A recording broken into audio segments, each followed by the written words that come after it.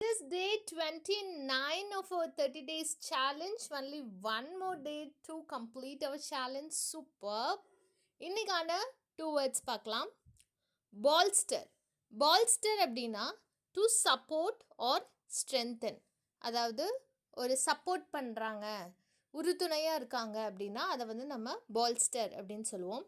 Boost, strengthen, encourage இதெல்லாம் synonyms. Sentence பாருங்கள். Happy Teachers' Day to all the lovely teachers who have bolstered to enhance our knowledge every single day.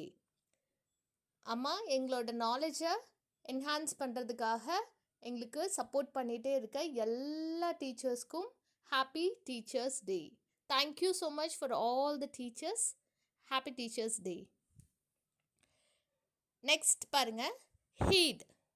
Heat அப்படின்னா to pay attention to.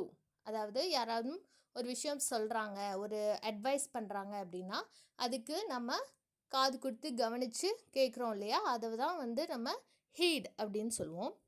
Listen, obey இதெல்லாம் synonyms. Example sentence பாருங்கள். We should heed the advice of our teachers.